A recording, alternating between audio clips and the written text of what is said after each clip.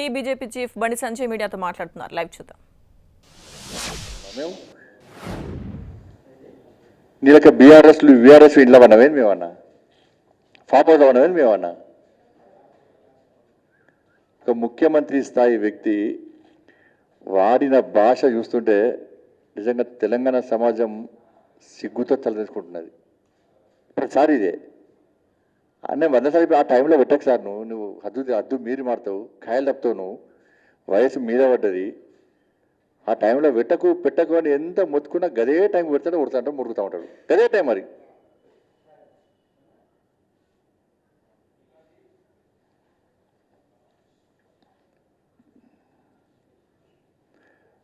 హిందూగాళ్ళు బొందుగాలు అంటే కర్మల బొందబెట్టి నాకు తెలియదు, ఇంకా మర్చిపోయాడు. ఇది జోగులాంబ వారిని ఒక శక్తిపీఠాన్ని దేశ ప్రజలంతా జోగులాంబ వారిని ఒక శక్తిపీఠము, ఒక పవిత్రమైనటువంటి ఒక శక్తివంతమైన శక్తిపీఠము, అమ్మవారిని పట్టుకొని ఈ అంబ ఆంబ అని ఓడతావు నువ్వు. మూడింటికి అంతే, దగ్గర పడ్డప్పుడు ఇవన్నీ భాష గిట్నేస్తుంది. రోజు దగ్గర పడ్డా అయిపోయా. జోగులాంబ వారిని కూడా నువ్వు కించపరిచే విధంగా మాట్లాడినామంటే ఆ రాసినోడు సిగ్గుండాలి, రాసినోడు కానీ సిగ్గుండాలి, నీకని ఉండాలి సిగ్గుండాలి. జోగులాంబ వారిని కూడా తిట్టే స్థాయికి, వ్యంగ్యంగా మాట్లాడే స్థాయికి వస్తామంటే ఎందుకు నీకు బతికెందుకు నాకు అర్థం కాలే. ఆ రాజకీయాలు ఎందుకు ఉంటే పీక్ ఇంట్లో వండక ఎందుకు నువ్వు ఫామ్ హౌస్ వండగా? దేవుళ్ళని తిడతావే, ధర్మాన్ని తిడతావే.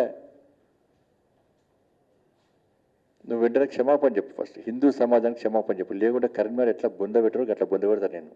నీ పార్టీని తీసుకుపోయి కలుపుతారు, దానిలో డ్రైనేజ్ కలుపుతారు నీ పార్టీని తీసుకుపోయి. ఖాయలు తప్పి మాట్లాడతావు నువ్వు, జోగులాంబ వారికి ఇచ్చపరుస్తావు నువ్వు. ఇతర బిడ్డ నీకు అదే సమాధి కాబోతుంది నీకు. ఇవాళ జోగులాంబ వారిని కించపరుస్తూ హిందువుల మనోభావాలను ఏవైతే కించపరిచే విధంగా వివరించినవో అదే నీకు రాజకీయ సమాధి కాబోతుంది. గుర్తుంచుకో మిస్టర్ కేసీఆర్. సెన్సు లేకుండా నాన్సెన్స్ మాట్లాడతావు, సిగ్గుండాలే కొంచెమన్నా. ఖాయలు తప్పి మాట్లాడుతున్నావు. ఒక దేశ ప్రధాని గౌరవించే సంస్కారహీనుడు నువ్వు. యోగి గారు పట్టుకుని నువ్వు కించపరుస్తావు నువ్వు.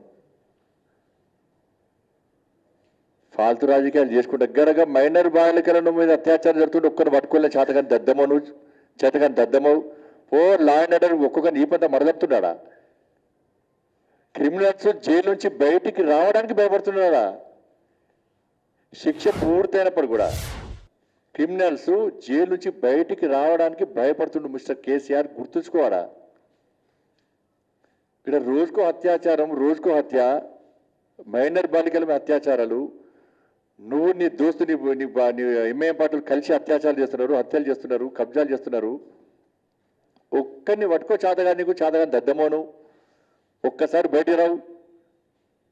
నీ జాతీయ కార్యక్రమం జరిగి గిన్నె ఇప్పుడు బయటకు వస్తావు నువ్వు.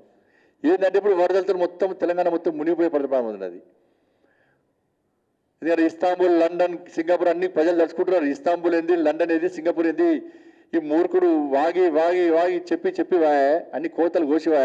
ఇప్పుడు ఇస్తాంబుల్ ఏది, సింగపూర్ ఏది, లండన్ ఏది ప్రజలు ప్రశ్నిస్తారు కాబట్టి ప్రజల దృష్టి మళ్లించడానికి మల్లయ్యాలు ప్రెస్ మీటింగ్ పెట్టింది. గడసేపు 2 గంటలు పెట్టాడు. అసలు కారణం అది. చూపెట్టు ఇస్తాంబుల్ ఏది, లండన్ ఏది, సింగపూర్ ఏది చూపెట్టిగా రోడ్డు నీకు ఎక్కువ. ఇప్పుడు తిరుగును కర్ణాటక తిరుగుతున్నావు కదా. కర్ణాటక ముఖ్యమంత్రి ఎక్కడ వరదల సగడు పోతున్నాడు. నువ్వు ఫామ్ హౌస్ దాటి బరికేస్తాడు మొఖానికి ఎప్పుడైనా? ఎప్పుడు వచ్చినావా చెప్పు నువ్వు? ప్రజలు ఆత్మహత్య చేసుకుంటారావే, ప్రజలు అత్యాచారాలకు గురితరావే, ప్రజలు కష్టాలు ఉంటే బయట రావే, ప్రజలు ఇబ్బందులు ఉంటే బయట రావే, రైతులు నష్టపోతే బయట రావే, యువకులు ఆత్మహత్య చేసుకుంటే బయట రావే, ఉద్యోగులు ఆత్మహత్య చేసుకుంటే బయట రావే, ఇంటర్మీడియట్ విద్యార్థులు ఆత్మహత్య చేసుకుంటే బయట రావే, ఆర్టీసీ కార్మికులు ఆత్మహత్య చేసుకుంటే బయట రావే. ఇప్పుడు దేశకి నేతాడు పీ కూడా అడిగిన మోడీ గారికి ఈయనకు పోలిగా నక్కకు నాలుగు. మోడీ గారు రోజు 18 గంటలు పనిచేస్తున్నాడు. నువ్వు ఫామ్ హౌస్లోకి వెళ్ళి అమాసకు పూట అమాసం బయట రావు. నేను దేశ నేతలు కూడా నవ్వుతారు అందరు.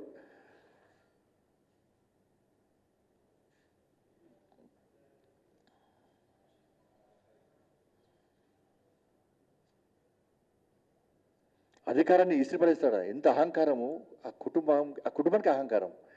ఇసిరి పడేస్తా కూడా చెప్పుతో నా చెప్పుతో సమానం అంటాడు. పడే ఇసిరి పడే. నేను తీసుకుపోయి నీ కుటుంబాన్ని నేను తీసుకుపోయి ఈసిరి పడేయడానికి సిద్ధంగా ఉండదు తెలంగాణ రాష్ట్రం. గుర్తుంచుకో బిడ్డ. 7 ఏళ్ళ వేస్తాడు. నీ అహంకారం తలకాయ ఎక్కింది బాగా. దిగిందనుకున్నా మొదటిదాకా కొంచెం దిగిందనుకున్నా మళ్ళీ ఎక్కింది. నిన్న మొన్న ఎక్కినట్టున్నది. ఆయన టైం ఉంది, టైం అది ఎక్కించింది. మోడీ గారట దేశం మొత్తము తిరిగి చేస్తున్నాడు. ఏం చేస్తున్నాడు? నువ్వేం చేస్తున్నావు? దేశం అన్ని రాష్ట్రాలు తిరిగి ఏ సీసాలో ఏ బ్రాండ్ ఉందో టెస్ట్ చూసేస్తున్నావు. అంటే బ్రాండ్ల గురించి మాట్లాడుతున్నావు. బ్రాండ్లు ఏ బ్రాండ్ బాగుందో టెస్ట్ చేయడానికి పోతావు, తిరిగి అవుతున్నావు. బాగా తప్పదాగి ఒర్రుకుంటా మాట్లాడితే బిడ్డ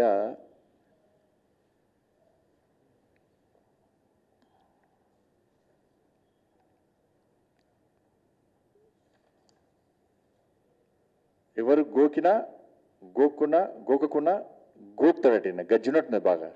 ఆ పక్క కూర్చొని మంచిగా చూసుకోవాలి, టెస్ట్ చేసుకోవాలి. గజ్జి బాగా తామర గజ్జి ఆ గజ్జి అన్నీ పట్టినట్టుంది. అందుకే గోకుతా అంటాడు. ఓకే గోకుడు పెట్టినట్టున్నది అంకుల్కు.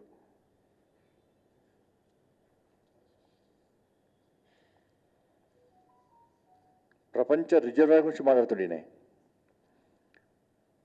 1,00,000 కోట్లు మింగి కాళేశ్వరం పడుతుంది. మరి జూరాల గురించి మాట్లాడు. నువ్వు ఈ తెలంగాణ గురించి మాట్లాడు, జూరాల గురించి మాట్లాడు. నెట్టంపాట ఏమైందో చెప్పు ఫస్ట్. పాలమూరు రంగారెడ్డి ఏమైందో చెప్పు. దిండి ఏమైందో చెప్పు. ఎస్ఆర్బిసి టన్నల్ ఏమైందో చెప్పు. దక్షిణ తెలంగాణను పూర్తిగా ఎడారిగా మార్చినట్టు మూడుకుడు తెలంగాణ ద్రోహిను అనేక సందర్భాలు చెప్పిన. పక్క రాష్ట్ర ప్రజలు మొత్తం నీళ్ళు దోసుకపోతున్నారు. దాని గురించి మాట్లాడక మన పాదయాత్ర చేస్తే ఆర్డీఎస్ గురించి కూర్చేసుకుని కూర్చుంటాను. సిగ్గులే నీకు. ఏడవరా కూర్చేసుకుని ఆర్డీఎస్ గురించి మాట్లాడు ఫస్ట్.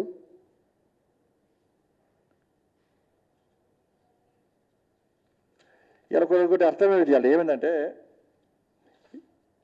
ఆయన పేరే ఏక్నాథ్ షిండే. నవ్వొచ్చిందే. ఒక 100 సార్లు ఏక్నాథ్ షిండే అని 100 సార్లు అన్నాడు. ఇప్పుడు తెలంగాణ మొత్తం చూస్తున్నా ఏక్నాథ్ షిండే ఇదే లోపల జరుగుతుంది. ఇలా చూసుకో, వెనక చూసుకో.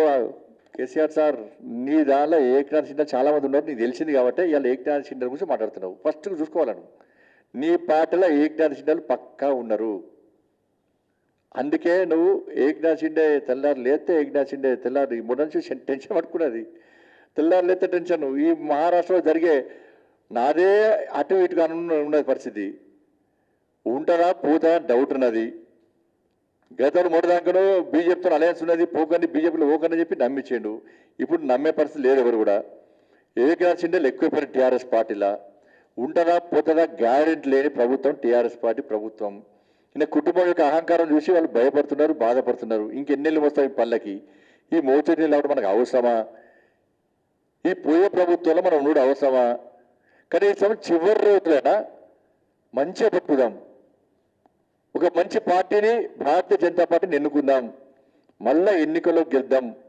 ప్రజాస్వామ్యాన్ని కాపాడదాం. ఈ కుటుంబ పాలనను తీసి పొరల మీద తరిమి కొడదామని చెప్పి నీ పార్టీలో ఉన్నటువంటి ఏక్నాథ్ షిండేలు ఆలోచిస్తారు కాబట్టి నీకు భయం పట్టుకున్నది. అందుకే తాగినా పన్నా లేచినా ఫామ్ హౌస్లో పోయినా ప్రగతి బలం అన్నా ఏక్నాథ్ షిండే అవే గుర్తొస్తున్నాయి నీకు.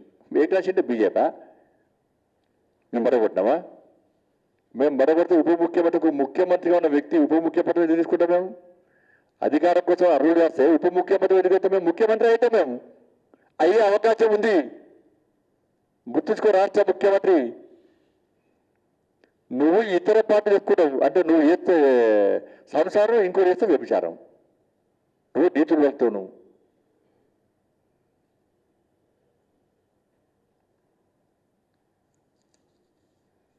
ఈయన ప్రశ్నల కంటే నీకు కోన్ కిసుక గొట్టం కానీ నీకు సమాధానం చెప్తావు మేము. నువ్వు ఎప్పుడు తెలంగాణ ప్రజలు అడిగిన సమాధానం చెప్పు. నువ్వు మోడీ గారు ప్రశ్నించినావా చెప్పు. దళితులకు 3 ఎకరాలు ఎందుకు వేయలే? దళితులు ముఖ్యమంత్రి ఎందుకు వేయలే? దళిత బంధువు ఎంతమందికి ఇచ్చినావు? డబుల్ బెడ్రూమ్లు ఎంతమందికి ఇచ్చినావు? ఉద్యోగులకు నిరుద్యోగులు ఎంతమందికి ఉద్యోగాలు ఇచ్చినావు? ఎంతమంది నిరుద్యోగ బుద్ధి ఇచ్చినావు? ఎంతమంది రైతులకు ₹1,00,000 రుణమాఫీ చేస్తావు?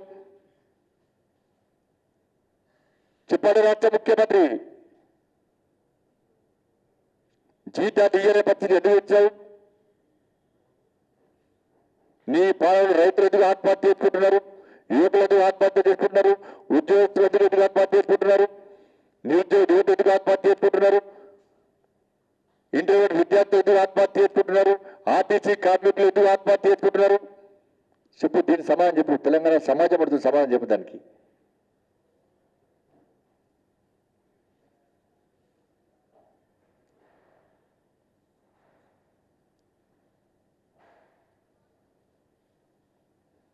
ఆర్థిక వ్యవస్థ నుంచి మారుతున్నాడు. కరోనాతో దేశం మొత్తం అతలకుతమైంది. ప్రపంచంలో ఏ దేశం కూడా ఆర్థిక స్థితి ఇంకా దారిలోకి రాలే, ఇంకా ఇబ్బందులు ఉన్నది. అయినా కూడా మోడీ గారు దేశం యొక్క ఆర్థిక వ్యవస్థను శక్తివంతంగా తయారు చేసిన ఘనత నరేంద్ర మోడీ గారిది. నువ్వు పోటీగానికి 3 కోట్ల 4 కోట్ల మందినే నువ్వు చూసుకోవట్లేవు, జీతాలు ఇస్తలేవు, బిచ్చపతికి చేస్తావు. నేను 130 కోట్ల మందికి దేశాలు అధినేతనే ఇప్పుడు వాడినే గొట్టంగాడు. భాష మాకు కూడా వస్తుంది. మోడీ గారిని పట్టుకొని ఇష్టం భాష మాడతావు. ఇప్పుడు మేము ఎప్పుడు మాట్లాడలే, కానీ నువ్వు మాకు ఎవరికి భాష రాదనుకుంటున్నాను. మేము భాష మాట్లాడు సాడేస్తే తల్లిగా ఏడబెట్టుకొని నీకు అర్థం కాదు, గుర్తుంచుకో. మోడీ గారు నువ్వు తిరుగుతావు. ఇంకా పీయూష్ గోయల్ గారు పోయాడు, పోయి దండం పెట్టి కాళ్ళు మొక్కొచ్చేయండు. నేను చేసిన తప్పు చేస్తా సార్, నేను దండం పెడతా, నీ కాళ్ళు మొక్తాను మొక్కొచ్చేయండు. వీడికి వచ్చి మళ్ళీ పీయూష్ గోయల్ గారు తిరుగుతాడు. మోడీ గారి గురించి వీడియో ఇది, మోడీ గారి గురించి తిరుగుతాడు. ఒకప్పుడు మోడీ గారి నుంచి ఏమంటానో ఇవో వినిపిస్తాడు. ఒక్క నిమిషం. ఇక మోడీ గారి నుంచి ఊయండి. राज्यों को दिए जाने वाला डेवल्यूशन 32% डेवल्यूशन को आपने 42% बना दिया। इसका भी श्रेय आपको मिलेगा और आपका नाम भारत के इतिहास में सुस्थिर रहेगा।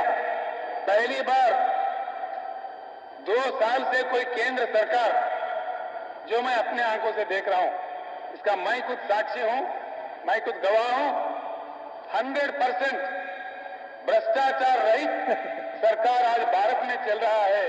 जरूर देश मानेगा, जनता मानेगा, इतिहास में ये लिखा रहेगा। కళ్ళు అప్పుడు దొబ్బినా నీ కళ్ళు ఇప్పుడు దొబ్బినా నాకు అర్థం కాలే. చెవులు దొబ్బినా ఏమన్నా? అప్పుడేమో నీతివంతమైన పాలన అని చెప్పి మోడీ గారిని పొగుడుతావు, ఇప్పుడేమో అవినీతి సర్కార్ అంటావు. చూపడు, ఒక్క అవినీతి చూపట్టాక ఎక్కడన్నా మరి?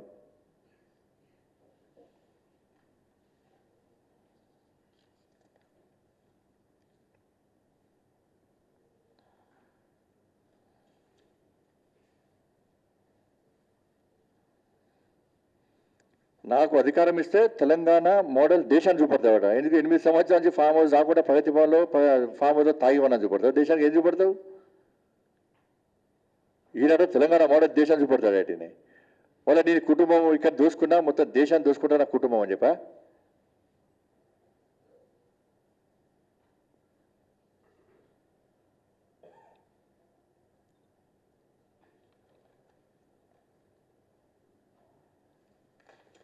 విజయ్ మాల్యా ఇది ఈయనకే తెలియదని చెప్పి లెక్కలు చెప్తున్నాడు. విజయ్ మాల్యా నీరవ్ మోడీల గురించి మాట్లాడింది, తప్పించినామని చెప్పని. తెలుసుకోసారి విజయ్ మాల్యా నీరవ్ మోడీల ఆస్తులను ఈడీ అటాచ్ చేసిన విషయం ఫస్ట్ తెలుసుకోసారి. నువ్వు 19,111 కోట్ల రూపాయల ఆస్తులను ఈడీ అటాచ్ చేసింది. 15,114 కోట్ల రూపాయలను ఆల్రెడీ బ్యాంకు తిరిగిచ్చారు వాళ్ళు. ఇంకా డబ్బులు కడతామని చెప్పి అరెస్ట్ చేయని చెప్పి దండబెట్టి కాలం ఒక తప్పించి జరుగుతున్నారు వాళ్ళు.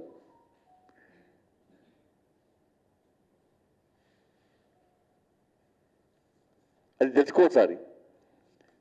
ఇవన్నీ చెప్పించి ఆయన మీద దృష్టి పడకుండా, ఆయన అవినీతి మీద దృష్టి పడకుండా ఉండడానికి రాష్ట్ర ముఖ్యమంత్రి ఇలా చేస్తున్న పన్నాగం అది. అంటే కేసీఆర్ నన్ను చూసి ఎవరు చూసి భయపడతావని చెప్పాను. మరి మోడీ గారు వచ్చినప్పుడు ఎందుకు మారిపోతున్నావు? మోడీ గారు వస్తున్నట్టు వస్తావా, అటు ఇటు ఓవర్తివే. అలా తెలంగాణ గురించి నువ్వు తెలంగాణ ప్రజలు అడిగేదానికి సమాధానం చెప్పంటే నువ్వు వాళ్ళ దేశం గురించి మాట్లాడతావు. నువ్వు ఇక్కడ ఏడు ఫస్ట్ ఒక్కసారి మళ్ళీ నువ్వు ఇలా మాట్లాడిన భాషను ఒక్కసారి నువ్వు రిమైండ్ చేసుకో సార్ మాట్లా విను, నువ్వేం పీకుడు పని మంచి విను. నువ్వు మాట్లాడిన భాష ఏంది, నువ్వు ఎందుకు ఇట్లా మాట్లాడినావు, నువ్వు ఎందుకు ఇట్లా ఖాయాలు చెప్పి మాట్లాడినావు, సోడా కలిపినా గడపలేదా?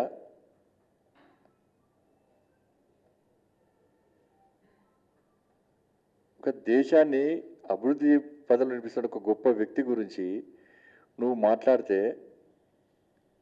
ఇలా దేశాన్ని నిలబడుచుకుంటారని తెలంగాణ సమాజం అంతా కూడా నవ్వుకుంటాను చూసి. ఈ తెలంగాణలో జరుగుడు కాపాడే స్థితిలో లేవు నువ్వు. తెలంగాణ ప్రజలు ఇలా ఇబ్బంది పడుతున్నారు. నీ సర్వే వ్యవస్థ మొత్తం అటు కాకుండా ఇవ్వండి, మొత్తం నాశనం అయిపోతుంది నీ పార్టీ. దాని గురించి నువ్వు ఆలోచించకుండా ఆ దృష్టి మళ్ళించడానికి మళ్ళీ మేకపోతూ గాంభీర్యాన్ని ప్రదర్శిస్తే తెలంగాణ సమాజం ఎప్పుడు కూడా నిన్ను పట్టించుకోదు. రాసిపెట్టుకో, నువ్వు అవుటిగా నిన్ను ఎవరు దేగరు, ఎవరు కానని నేను.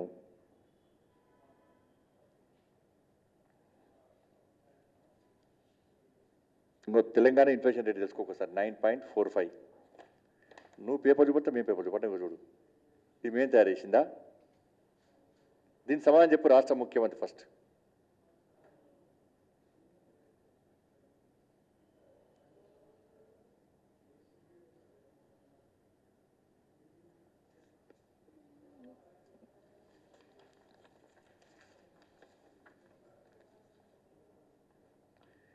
India best performing among major economics in the world, ఇది కూడా రాసిండు చూడు.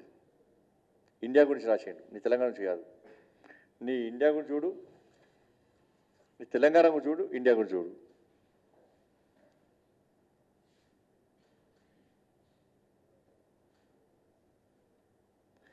మళ్ళీ గదే రోగం చైనాను ఊడతాడు,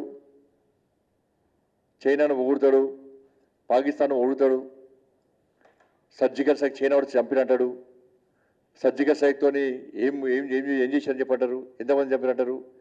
ఈ దేశం మీద గంత కక్ష ఎందుకు అర్థం కాదు రాష్ట్ర ముఖ్యమంత్రి. అది డూబ్ అంతా డిఎన్ఏ టెస్ట్ చేయించాలి నీకు బిడ్డ, నీకు అంత డూబ్ అన్నట్టున్నాను. ఇది ఊరికే పక్క దేశంలో ఊడతారపై ఈ దేశాన్ని ఊడతలేవు నువ్వు.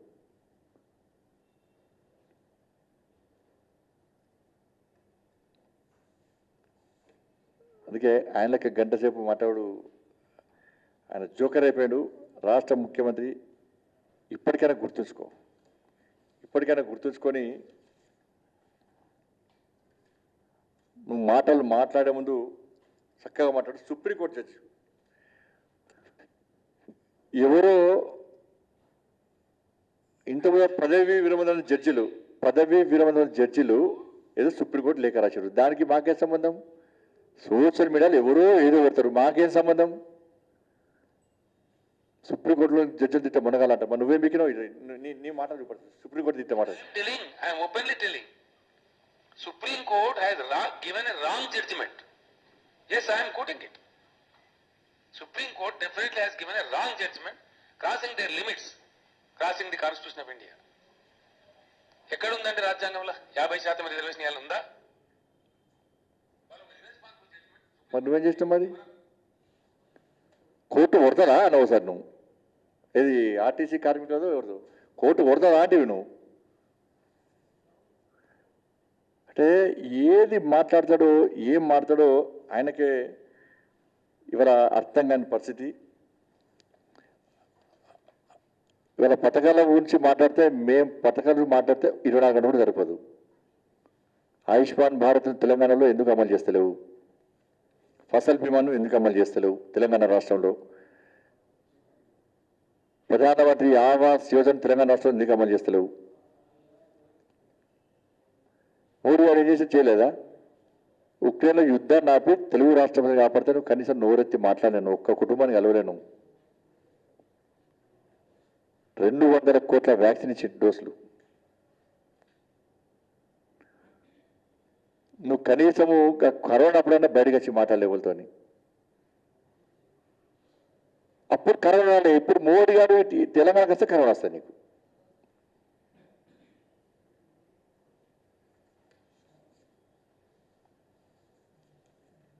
కాబట్టి ఇవన్నీ కూడా దేశం గురించి మాట్లాడి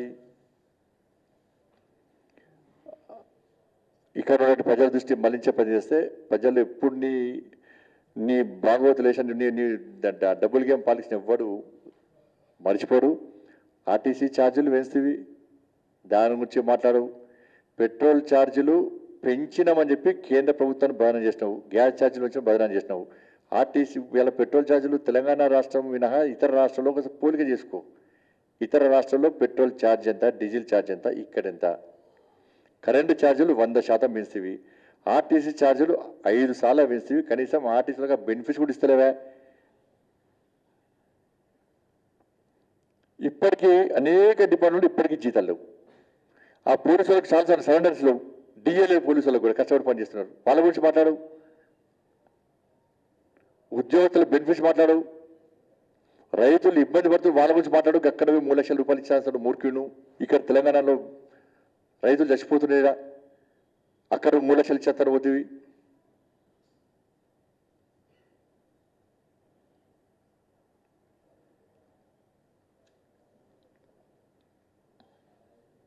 కానీ ఇప్పటికైనా హద్దు మీరి మాట్లాడకు. ఏదో ఉంది నీకు, నీ భయం నీ చూస్తుంటే నీ లోపల ఏదో భయం అయితే పడుతుంది. అలా అంత మొత్తం సోషల్ చూస్తే సారు గిన్నెలకు బయటకు వచ్చిండు, ఏదో ఉంది, ఏదో టీఆర్ఎస్ పార్టీలో వెనకాల ఏదో నడుస్తుంది. ఏక్నాథ్ షిండేలు పక్కా ఉన్నారు. ఇంకా లక్ష్మణ్ గారి గురించి, లక్ష్మణ్ గారు ఎవరు తిట్టాడు ఆయన బాబు? ఒక బీసీ నేత,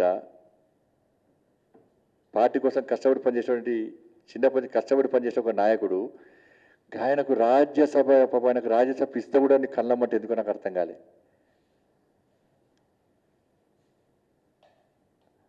మోడీ గారిని తిడుతుంది, యోగి గారిని తిడుతుంది, పీయూష్ గోయల్ గారు తిడుతుంది, డాక్టర్ లక్ష్మణ్ గారు తిడుతుంది.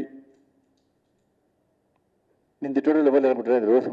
ఒక్కసారి రాష్ట్ర ముఖ్యం నువ్వు పెట్టినప్పుడు సోషల్ మీడియాలో నీ గురించి పెట్టిన కామెంట్ స్క్రీన్ షాట్ తీసి రేపు మళ్ళీ విలేకరుల సమావేశం పెట్టు. ఆ స్క్రీన్ షాట్ తీసి రిలీజ్ చేయరేపు. పేపర్ చెప్తుండు జీతాలు ఇస్తున్నా సిగ్గుడారే. ఆంధ్రజ్యోతి పేపర్ వచ్చింది, మరి ఇచ్చినావా జీతాలు చెప్పు. నీ బూత్ పత్రికలో జీతాలు ఇస్తావా రాసుకో. మరి వరదని రాసుకోను. పొట్టు ఫస్ట్ నాడు టంక్ అని జీతాలు ఇస్తావు రాసుకో. ఎవరైతే నీ పేపర్ గుర్తులేడు. మళ్ళీ చెప్తున్నా పాంటలో కూడా నీ పేపర్ చూసి కడతలేరు. ఆ పేపర్లో పాన్ కడితే పేపర్ పాన్ కూడా తింటలేడా? రోడ్డు మీద పేపర్ పడితే దాటిపోతున్నారు. చిట్టు ఎందుకని చెప్పని. ఆంధ్రజ్యోతి పేపర్ అంటే నీకు అనుకూలంగా రా. ఆంధ్రజ్యోతి పేపర్లో అంటే జీతాలు రాలే రాశారు తప్ప ఇస్తున్నా అమ్మ చెప్పు నువ్వు. అంటే నీ మొత్తం ఎండబడుతుంది ఆంధ్రజ్యోతి పేపర్, అందుకే దాన్ని టార్గెట్ వాళ్ళ ఆంధ్రజ్యోతి పేపర్ను. అన్న ఇలా విలేకరులకు దండం పెట్టే స్థాయికి వచ్చినట్టే ఎస్ భారతీయ జనతా పార్టీ. మీకు ఇన్ని రోజులు మరి బెదిరించాడు, ఇలా దండం పెడతా అంటుడు. మీకు అంత స్థాయికి వచ్చింది వాళ్ళ బీజేపీ.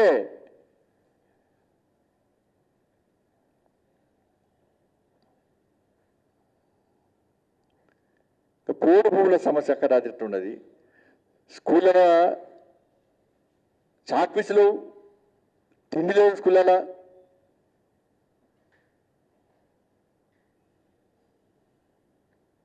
సమస్యలతో తెలంగాణ రాష్ట్ర ప్రజలు తల్లడిల్లుతున్నాడే, దాని గురించి మాట్లాడక మళ్ళీ ఏదో నువ్వు ఏదో ఉద్ధరించినట్టు నువ్వు గిక్కడ మళ్ళీ గిక్కడ జీతాలు ఇస్తావు. నువ్వు దేశాన్ని ఎట్టేస్తూ నాకు అర్థం కాలే. 300 కోట్ల మంది నువ్వు చదువుకునే పరిస్థితి లేదు, బిచ్చపతి చేసినావు. నువ్వు దేశాన్ని ఎట్లా ఊహించుకుంటే అర్థం కాలే. నువ్వు ఏంది, నువ్వు ఎంత పెద్ద తీసుమార్కాన్ని నాకు అర్థం కాలే నువ్వు.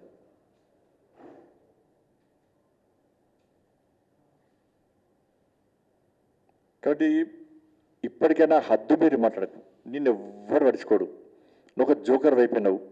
నీ ప్రెస్ మీటింగ్ అవుతుంటే మేము సోషల్ మీడియాలో చూస్తా కొద్దీ నీ మీద వచ్చే కామెంట్స్ చూస్తాం. మేము నాకు వచ్చింది మాకు అన్ని రకాల కాంపిటీషన్ నీ మీద. నీ ప్రశ్నలకు సమాధానం చెప్పేటువంటి అవసరం మాకు లేదు. నువ్వు ఫస్ట్ తెలంగాణ రాష్ట్ర సమాజము సంధిస్తున్న ప్రశ్నలకు నువ్వు సమాధానం చెప్పు. దాన్ని చెప్పి దేశం గురించి మాట్లాడదాం. ఫస్ట్ తెలంగాణ నుంచి ఏడు. నువ్వు ఫస్ట్ నీ ఏడుపు నువ్వు ఏడు. ఫస్ట్ దేశం గురించి మాట్లాడదాం. దేశంలో నిజాయితీవంతమైన పాలన, శక్తివంతమైన పాలన సాగుతుంది కాబట్టి 18 రాష్ట్రాల్లో మేము అధికారంలోకి వచ్చినాం. ఈ తెలంగాణ రాష్ట్రంలో నీ అవినీతి ప్రభుత్వం, నీ కుటుంబ ప్రభుత్వం నీ విమర్శలు నీ అహంకారంతో పాలిస్తున్న పాలన చూసి సహించలేకనే ఇవాళ తెలంగాణ రాష్ట్రంలో ఉప ఎన్నికల్లో నీ 2 సీట్లను మేము కైవసం చేసుకున్నాం. జిహెచ్ఎంసీ ఎన్నికల్లో 4 సీట్లున్న భారతీయ జనతా పార్టీ 48 సీట్లో గెలిచింది. మా గ్రాఫ్ పెరుగుతుంది. నువ్వు ఏ స్థాయి గ్రాఫ్ ఏ స్థాయి పడిపోయిందో తెలుసుకో.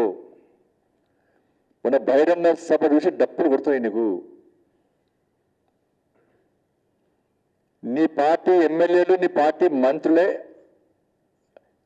ఘోరమైన లోటారు. ఇప్పుడు ఇక దుంకడానికి సిద్ధమయ్యారు. ఇక పాటలు కాదు, నీ ప్రభుత్వం కూర్చోడానికి సిద్ధమయ్యారు. అందుకే డిప్రెషన్లో బాగా, అందుకే ఖాయలేపి డిప్రెషన్లో బాగాను.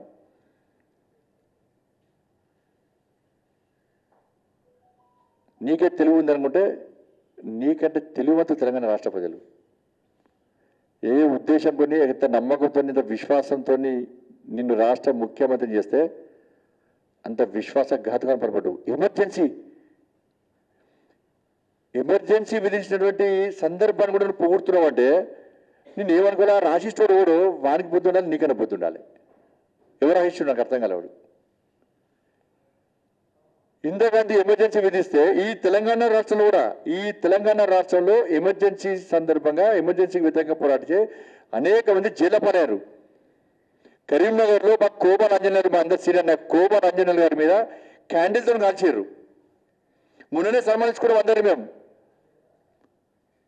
నువ్వు ఒక్కడికి ఇక ఎమర్జెన్సీ కూడా తెలియదు. నీకు అర్థం కాలే, నాకు అర్థం కాలే. ఎమర్జెన్సీని కూడా నువ్వు పొగుడుతున్నావు అంటే ఏమనుకోవాలి నువ్వు? నువ్వు నీ లోపల మొత్తం రజాకర్ల నిజాం పాలన మొత్తం ఆవహించుకుంది కదా. నిజాం రజాకంతా ఆవహించుకున్నారు కదా. తెలంగాణ రాష్ట్రంలో చూపుతున్నావు కదా. నువ్వు ఈ ఎమర్జెన్సీ పొగుడుతావు, బ్రిటిష్ పాలన పొగుడుతావు, స్వాతంత్ర్యాన్ని కూడా వ్యతిరేకిస్తావు, తెలంగాణ విమోచన దినోత్సవాన్ని కూడా వ్యతిరేకిస్తావు.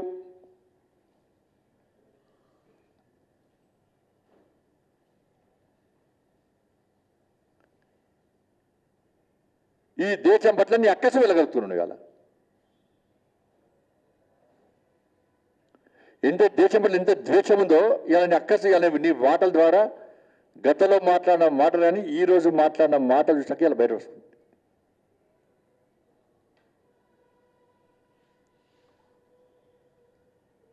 కాబట్టి రాష్ట్ర ముఖ్యమంత్రి ఖాయలు తప్పినాడు. ఇవాళ ఖాయలు తప్పి వయసు మీద పడ్డది పాపం సార్కు. టైం కాని టైంలో ప్రెస్ మీటింగ్ పెడతాడు, వాడరాని భాష వాడతాడు, సంస్కారహీనంగా మాట్లాడతాడు, ఒక ముఖ్యమంత్రి స్థాయి దిగజారి మాట్లాడతాడు. గతంలో ఆయన చేసినటువంటి తప్పులనే మళ్ళా ఇతరుల మీద నెట్టే ప్రయత్నం చేస్తాడు. కాబట్టి ఇటువంటి విషయాల్లో తెలంగాణ సమాజం జాగ్రత్తగా ఉండాల్సిన అవసరం ఉంది. భారతీయ జనతా పార్టీ తప్పకుండా ఈ ముఖ్యమంత్రి మాటలకు భయపడే పార్టీ భారతీయ జనతా పార్టీ కాదు. నువ్వు భయపడుతున్నావు, ఏదో ఉన్నది మొత్తంగా జరుగుతుంది. అందుకే డిప్రెషన్ ఉన్నాడు. అందుకే ఆ మాటల ద్వారా ఆయన ముఖం చూస్తుంటే భయం స్టార్ట్ అయింది. చూడండి మీరు ఆయన ముఖం ఒక్కసారి ఇలా కేసీఆర్ ప్రెస్ మీటింగ్ చూసిన అందరూ కూడా దయచేసిన విజ్ఞప్తి ఆయన ఫేస్ బాగా అబ్జర్వ్ చేయండి మీరు. ఆయన ముఖంలో గజగజ వంగుతాడు. ఆయన భయం స్టార్ట్ అయింది, భయం ఉన్నది లోపల. ఏక్నాథ్ షిండే మనకి కనబడుతున్నాడు బాగా. ప్రెస్ మీటింగ్ మొత్తం 100 సార్లు ఏక్నాథ్ షిండే అంటున్నాడు. ఆ రాష్ట్రపతి కూడా 10 సార్లు గుర్తు చేసుకోవచ్చు. ఆ శివసేన ఎంపీ ఎమ్మెల్యేలు వాడు గన్నిసార్లు గుర్తు చేసుకోవచ్చు. ఆ గద్దె తిరిగిన శివసేన పార్టీ కూడా గన్నిసార్లు గుర్తు చేసుకోలేవచ్చు. ఉంటారు ఏక్నాథ్ షిండే ఉంటారు బిడ్డ నేను అన్నారు. జాగ్రత్తగా ఉండు. ఆయన చెప్పి ఏకనాథ్ షిండేలో నేను చెప్తానే ఉన్నట్టు ఆయన అయిపోతే